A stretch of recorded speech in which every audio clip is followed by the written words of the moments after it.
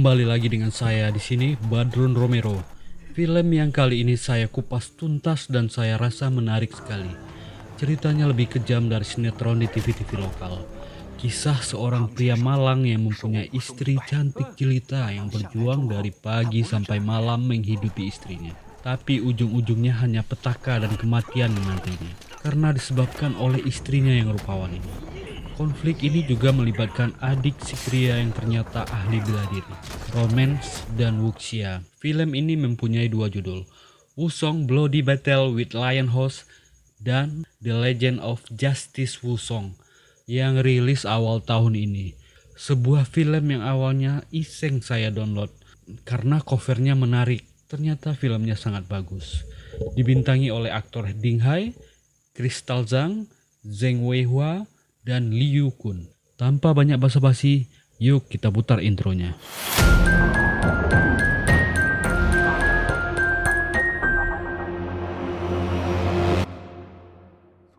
Film diawali dengan adegan seorang pria yang bernama Wusong, seorang petugas kekaisaran yang juga dijuluki pendekar penakluk harimau.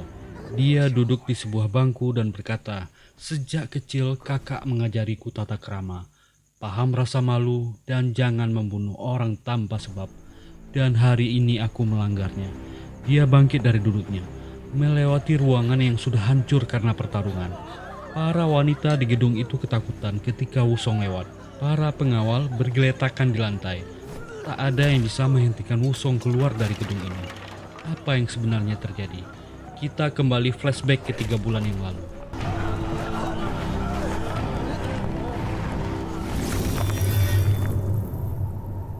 Kota Yanggu kala malam, dengan salju turun deras. Pria yang tidak ganteng ini, Wu Dalang, seorang penjual kue kukus atau bakpao.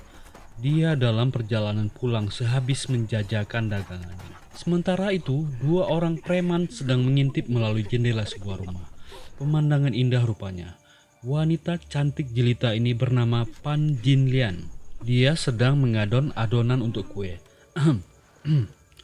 Memang kinclong dan bening, dan sulit saya deskripsikan dengan kata-kata. Cukup adegan ini mewakili.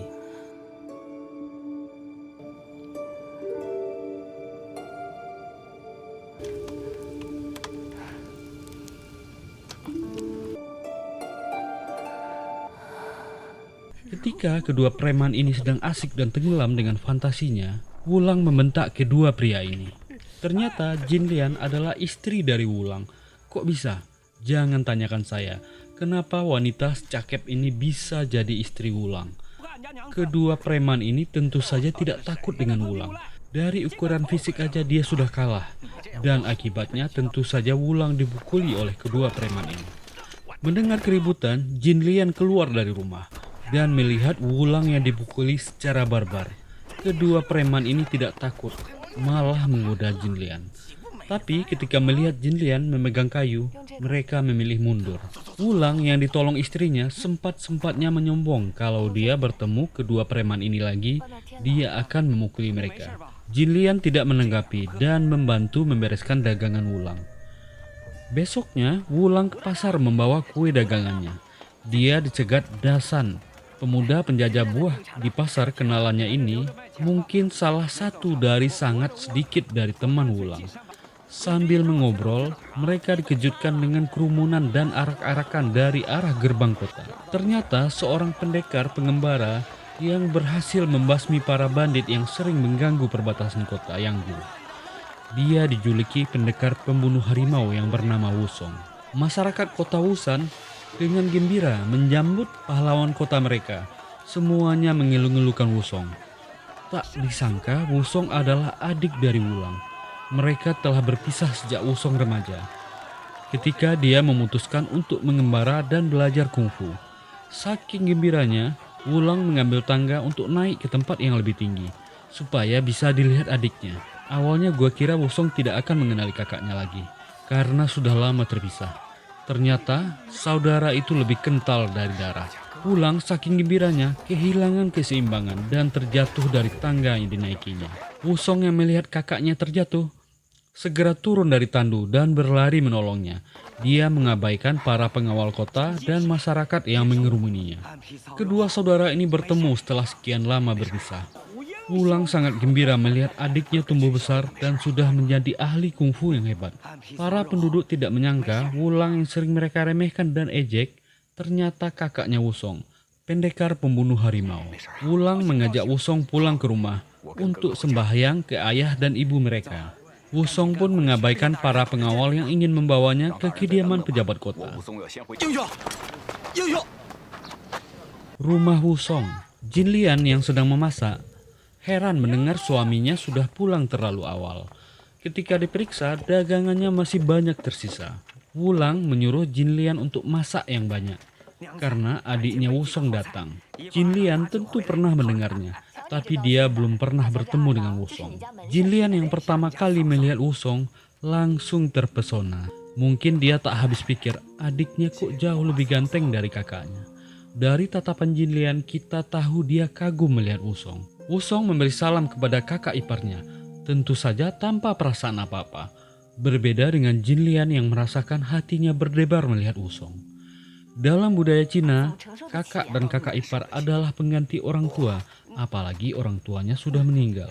Wusong memaksa memberi hormat dan sujud kepada kedua orang ini. Jin Lian makin ser hatinya melihat kesopanan Wusong. Malam itu dihabiskan oleh kedua saudara ini untuk bercerita sambil mabuk arak. Wusong menceritakan pengalamannya, mengembara dan belajar kungfu. Jin Lian melihatnya dengan cara yang berbeda. Mungkin dia menyesali nasibnya. Kok nggak dapat adiknya yang lebih gagah dan ganteng? Malah ketiban sial menikah dengan Wulang. Wulang yang sudah mabuk diantar Jin Lian ke tempat tidur. Dalam hati yang senang, Wulang dengan gembira berkata, keluarga Wu sudah lengkap dan dia ketiban untung dengan menikahi wanita secantik Jin Lian. Wulang dalam keadaan mabuk, tentu saja naik gairahnya dan ingin kimpoi dengan Jin Lian. Tangannya bekerja ingin membuka baju Jin Lian. Jin Lian tentu saja tidak ingin dibelai suaminya, apalagi ada Wusong sebagai pembanding. Dia dengan cakap menolak dan menyuruh Wulang istirahat. Hua masih bertanya kenapa Jin Lian bisa bernasib begini sampai bisa menikah dengan Wulang. Kita flashback ke masa lalu. Jin Lian ternyata dahulu adalah pelayan kesayangan dari istri bangsawan. Ketika tuannya mabuk, dia tidak bisa menolak ketika tuannya dengan paksa menggaulinya. Jin Lian yang cantik jelita bernasib tragis ketika kegadisannya direnggut paksa oleh bandot botak tua ini. Tapi sialnya, nyonya bangsawan ini menangkap basah mereka yang lagi indehoi. Lebih malangnya lagi, si bandot tua itu menuduhnya Jin Lian yang lebih dulu menggodanya. Dan si nyonya menghukumnya dengan menikahkannya dengan pria jelek dan tua sebagai hukuman. Seperti yang kita duga, Wulanglah laki-laki yang beruntung ini. Siapa yang nolak coba? Disuruh nikah dengan gadis muda cantik jelita seperti Jin Lian. Jin Lian mungkin hanya korban dari bandot tua ini. Sampai dia bernasib malang harus terpaksa menikah dengan Wulang.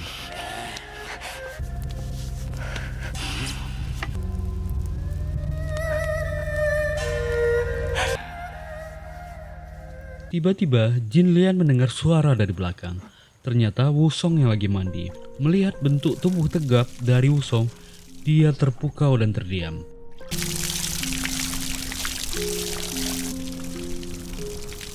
Dan Wusong sadar ada Jin Lian di belakangnya. Jin Lian menawari air panas untuk Wusong mandi. Dia makin terkesima melihat Wusong menggosok badannya. Refleks dia mencoba membantu, tapi Wusong menolaknya. Paginya, para petugas kota datang ke rumah Wulang. Mereka membawa perintah bahwa pejabat kota menginginkan Wulang sebagai kepala polisi yang baru di kota itu. Melihat kakaknya yang gembira, Wusong tidak menolak permintaan itu. Dengan keahlian kungfu Wusong, para penjahat di kota Yanggu tidak berkutik. Tidak lama dia bertugas, para penjahat dan bandit yang membuat resah di kota Yanggu dihajar dan dihabisi oleh Wusong.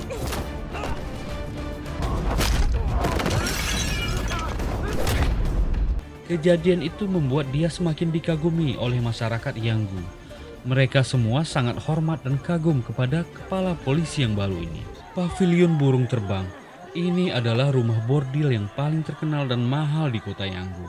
Di sebuah ruangan, terlihat seorang pria yang emosi dan mengusir Pria ini adalah King Simen, seorang bangsawan yang memiliki ekspedisi yang bernama Lion House.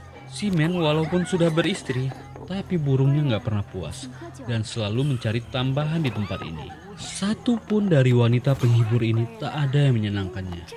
Mami rumah bordil datang menghiburnya. Simen marah kepada si Mami karena tidak satu pun wanita di rumah bordil ini yang menarik baginya. Si Mami mengatakan bahwa Simen harus mencari kepuasan dengan cara lain, yaitu mencoba menggoda dan mencuri istri orang. Simen tentu saja dengan egonya menolak gagasan itu, karena dia kaya dan berkuasa. Tapi si Mami meyakinkan bahwa nanti dia akan bertemu dengan wanita yang pantas dia curi. Jin Lian yang mulai menggelora perasaannya kepada Wusong, mulai berkhayal sambil memeluk baju seragam Wusong. Dia sering mengintip di jendela rumahnya setiap Wusong lewat. Dan tak sengaja hari itu dia menjatuhkan kayu pembatas jendela. Kayu itu jatuh dan menimpa kepala Simen. Simen yang awalnya marah, begitu melihat kecantikan Jin Lian, terdiam dan terpana. Begitu dia ingin mengembalikan kayu, Jin Lian buru-buru menutup jendela. Saking penasarannya, Simen bertanya ke Nenek Wang, tetangga Jin Lian yang mempunyai kedai teh. Nenek Wang mengatakan bahwa wanita itu sudah menikah. Pepatah kuno mengatakan pria jelek menikah dengan wanita cantik. Simen kaget, ternyata Jin Lian adalah istri dari Wu Dalang, penjual kue kukus yang jelek. Simen berniat untuk mendapatkan Jin Lian, tapi Nenek Wang mengingatkan agar dia berhati-hati. Karena Wu Dalang adalah kakak dari Wusong, pendekar penakluk harimau yang terkenal, dan juga kepala polisi yang baru wilayah Yanggu. Ganti scene. Hari itu Jin Lian mulai menjalankan rencananya. Dia membuat kue kuskus yang banyak untuk dijual Wulang. Dia beralasan karena Wusong tinggal di rumah mereka, tentu saja pengeluaran akan bertambah. Jin Lian berkata, Wulang harus bekerja keras dan pulang lebih malam agar penghasilan mereka bertambah dan tak boleh buru-buru pulang. Niat Jin Lian tentu saja beda. Dia ingin menggoda Wusong dan mendapatkan waktu yang lebih banyak berdua dengan Wusong. Walaupun cuaca dingin dan tak ada orang di pasar, Wulang yang ditemani Dasan tidak mau pulang dan tetap bertahan berharap jualannya laku. Wusong datang menghampiri kakaknya dan ingin membantu berjualan. Tentu saja Wulang memohon kepadanya agar pulang lebih dahulu, agar Wusong tidak ditertawakan orang karena statusnya sebagai kepala polisi. Wusong terpaksa pulang menuruti kakaknya. Sementara itu, Simen menemui tuan kota dan menyuapnya dengan ratusan tel emas.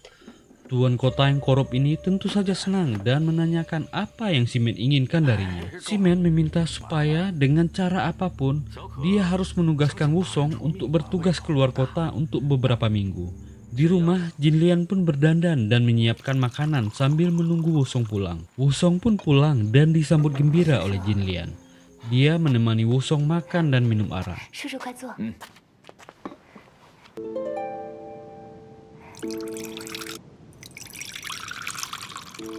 Cangkir demi cangkir dia minum. Wusong yang melihat Jin Lian mulai mabuk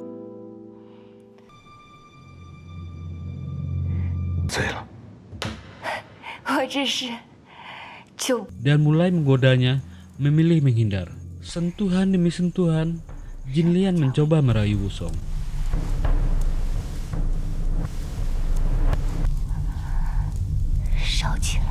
Wusong tetap mencoba menahan dan berlalu. Jin Lian yang udah sakne memeluk dan mencoba menciumi Wusong. Gua salut dengan keteguhan Wusong.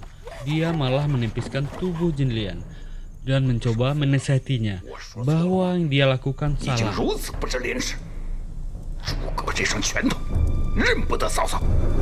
Dan sangat pas waktunya Wulang pulang. Jin Lian yang kesal mencoba mengadu Wulang dengan adiknya bahwa Wusong telah menggodanya. Wulang membela adiknya bahwa tak mungkin Wusong yang jujur akan melakukan perbuatan itu. Jin Lian yang kesal pun marah dan mengatai Wulang dan menghinanya. Wusong tentu saja emosi mendengar kakaknya diejek. Dia akan menghajar Jin Lian. Untung saja Wulang menahannya. Dan tentu saja Wusong harus meninggalkan kota karena tugas dari tuan kota. Dia diantar oleh kakaknya. Sebelum pergi, Wusong mengingatkan dia untuk berhenti berjualan dan lebih mengawasi istrinya. Wulang cuma tertawa dan menganggapnya bercanda. Dia berharap Wusong pulang dengan cepat dan selamat.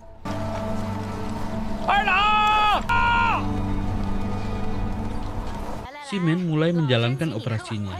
Dia mendekati Nenek Wang dan menugaskannya melakukan sesuatu dengan imbalan 10 tel emas.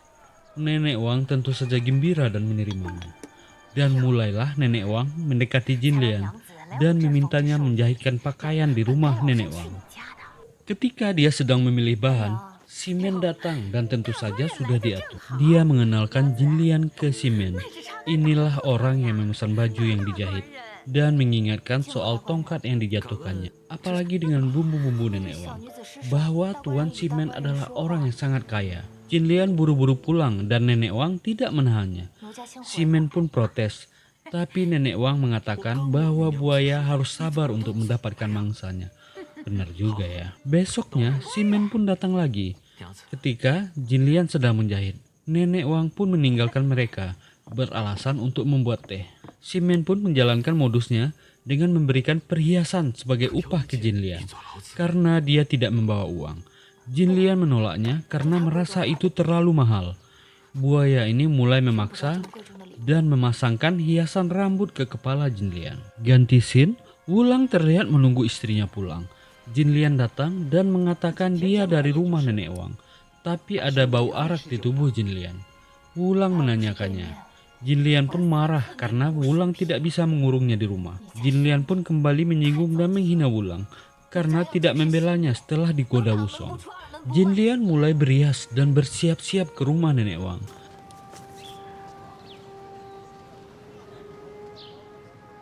Jin Lian ditinggalkan berdua di dalam kamar dengan Ximen. Tanpa Jin Lian tahu, pintu kamar dikunci dari luar oleh Nenek Wang. Mulailah Ximen meluncurkan rayuan mautnya dan berkata dia sudah tertarik dengan Jin Lian waktu pertama kali bertemu. Awalnya Jin Lian masih menolak, tapi tanpa diduga Ximen mulai menyerangnya. Jin Lian coba lari keluar kamar. Sayang kamar sudah dikunci Nenek Wang. Ximen tidak menyia-nyiakan kesempatan dan mulai memeluk Jin Lian. Walaupun di awal Jin Lian menolak, Ximen tetap merayunya bahwa dia tak akan menyia-nyiakan Jin Lian. Dia akan hidup mewah jika menjadi istrinya. Jin Lian yang mulai merasa bisa merubah nasibnya tidak menolak. Dan hari itu terjadilah pertarungan dan desahan duniawi. Ximen berhasil menaklukkan Jin Lian.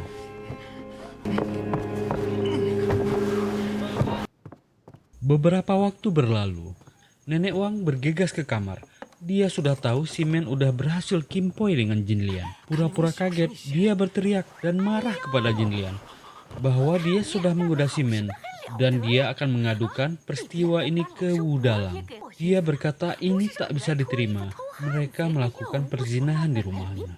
Jin Lian memohon kepada Nenek Wang supaya jangan mengadukan ke suaminya. Nenek Wang setuju bahwa dia tak akan melaporkan ini ke suaminya asalkan Jin Lian tulus dan mengabdi ke Tuan Ximen. Sebenarnya ini sudah diatur oleh mereka berdua dan Jin Lian yang terbuai nafsu terjebak di dalamnya.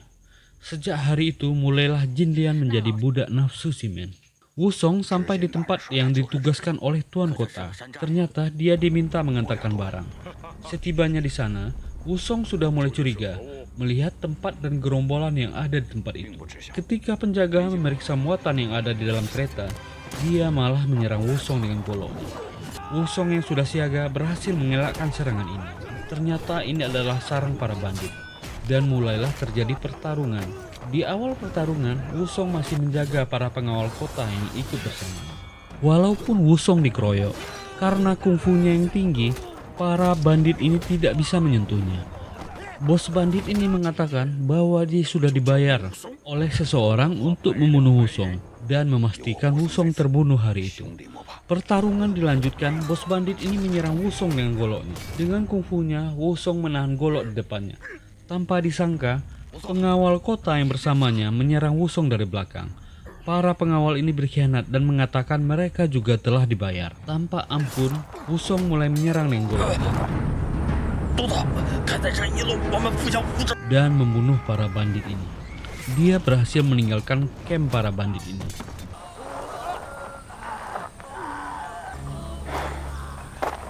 Jin Lian mulai berani melawan Wulang dan menyalahkan kalau dia dilarang keluar rumah. Hari itu Jin Lian kembali bersiap dan berdandan pergi ke kedai Nenek Wang. Sayang ketika dia masuk, Dasan si penjual buah lewat. Karena penasaran, dia menaiki tangga dan mengintip dari rumah sebelah. Dan nampaklah Jin Lian dan Simen memadu kasih, bersiap memulai pertarungan ranjang. Dasan berlari ke pasar, pergi menemui Wulang, memberitahukan apa yang dia lihat. Dasan mengatakan istrinya pergi ke kedai Wang Po. Dalang dengan lugunya mengatakan bahwa istrinya ke tempat Nenek Wang untuk membuat baju. Dasan dengan paniknya mengatakan dia tak buat baju, tapi lepas baju. Wulang sadar apa yang terjadi, berlari ke tempat Nenek Wang. Dasan berusaha mengalihkan perhatian Nenek Wang. Sementara Wulang menyelinap masuk. Nenek Wang berusaha mencegah, tapi Wulang sudah terlanjur berada di kamar. Jin Lian dan Simen yang sedang mendaki puncak kenikmatan terkejut. Jin Lian sadar, akhirnya dia tertangkap basah oleh suaminya. Wulang dengan marah menggedor pintu yang terkunci. Jin Lian panik, Simen berusaha menenangkannya. Dengan dia di sini, Wulang tak akan bisa berbuat apa-apa. Wulang yang marah memukul Jin Lian, tapi Simen menghentikannya.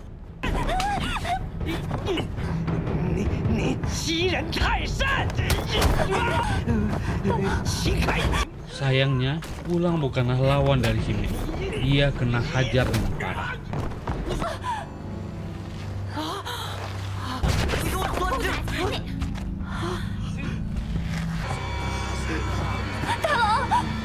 Wulang yang terbaring sakit tidak mau menerima perawatan Jin Lian.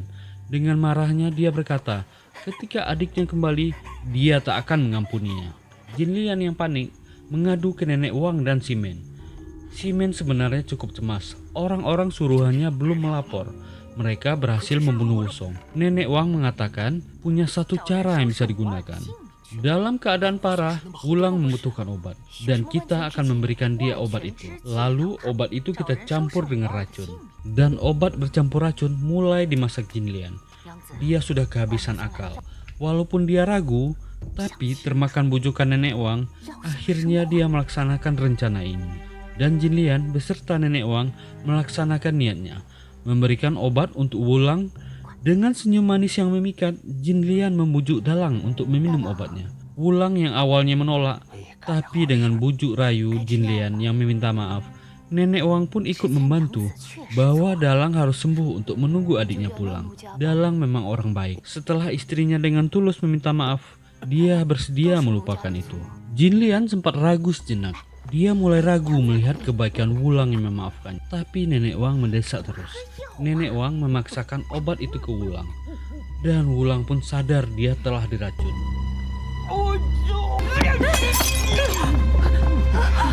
Jin Lian dan Nenek Wang melihat Wulang yang masih hidup menutup muka Dalang dengan bantal. Malam itu, pria malang ini mengakhiri hidupnya dibunuh oleh istrinya tercinta.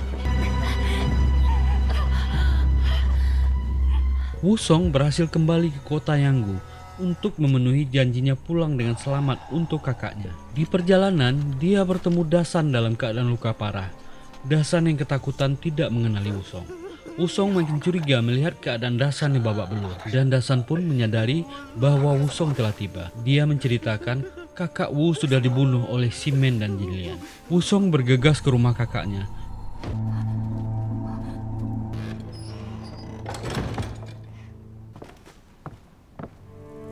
Dia terdiam melihat altar sembahyang kakaknya. Jin Lian berpura-pura menangis sedih. Dia mengatakan Wulang meninggal karena sakit. Dia mengatakan dia tak pernah keluar rumah sejak Wulang meninggal. Wusong yang curiga melihat sepatu merah Jin Lian. Dia tahu Jin Lian pasti berkeliaran di luar rumah dengan bebas. Jin Lian mengatakan mayat Wulang diotopsi dan dikremasi oleh petugas pengadilan. Wusong pun berlalu menahan kemarahannya. Di ruang autopsi pengadilan, Wusong menemui petugas yang mengkremasi kakaknya. Petugas autopsi yang takut kepada Wusong menunjukkan sesuatu, sepotong tulang Wulang yang dia sembunyikan. Dari keadaan tulang yang menghitam, dia tahu bahwa Wulang telah diracuni. Petugas autopsi pun membenarkannya. Di depan altar, anak buah Wusong membawa Nenek Wang ke ruangan itu. Nenek Wang yang ketakutan mengatakan ini tak ada hubungan dengannya. Wusong menunjukkan bukti tulang kepada Jin Lian.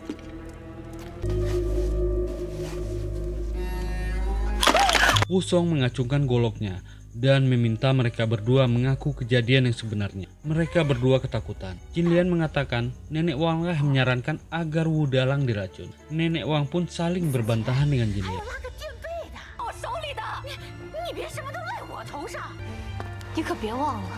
Wusong pun menghentikan mereka yang sedang bertengkar. Jinlian mengatakan dia hanya ingin merubah takdirnya. Jinlian menyesalkan jika saat itu Wusong menerima cintanya, mereka berdua pasti bahagia dan Wudalang pasti masih hidup. Wusong menghela nafas. Jinlian tidak pernah menyesal dan meminta maaf. Dan goloknya pun menusuk tubuh Jinlian. Sayang sekali, nyonya muda cantik ini berpikir akan merubah nasibnya yang malang menjadi kaya. Tapi kehidupannya harus berakhir di ujung golok Wusong. Tentu saja Nenek Wang menerima nasib yang sama. Dan kita kembali ke adegan di awal film. Dan malam bersalju, Wusong datang ke Lion House, kediaman Shimen, sambil membawa kepala Nenek Wang. Para penjaga mencoba menghentikannya. Shimen yang tahu Wusong akan datang, menyewa banyak pengawal baru. Wusong datang dan melemparkan kepala Nenek Wang.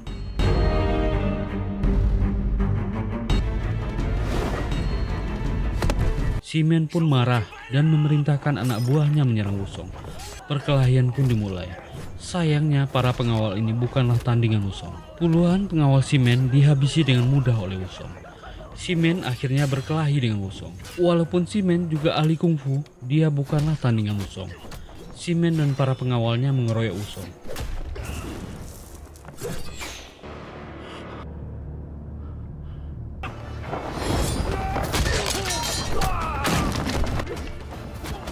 Tentu saja Wusong terlalu tangguh untuk mereka.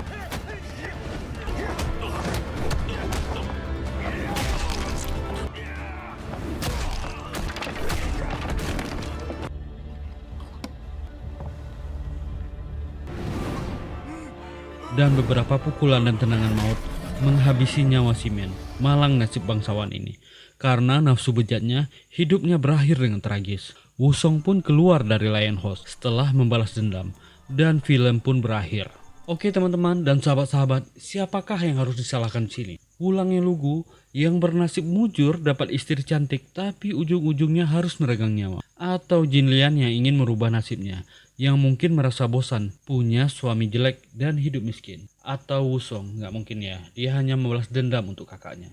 Boleh drop komen ya di bawah, siapa yang salah? Banyak pelajaran yang bisa dipetik dari film ini. Karena masalah kehidupan selalu ada. Yang terbaik adalah bagaimana sikap dan langkah bijak kita mengatasinya. Semoga terhibur menonton video ini. Terima kasih sudah meluangkan waktunya di channel ini. Kita berjumpa lagi di film review berikut. Saya ucapkan selamat bergabung bagi yang pertama kali menemukan channel ini. Silahkan tekan tombol like, subscribe, dan nyalakan loncengnya. Tetap sehat, tetap bahagia. Bye.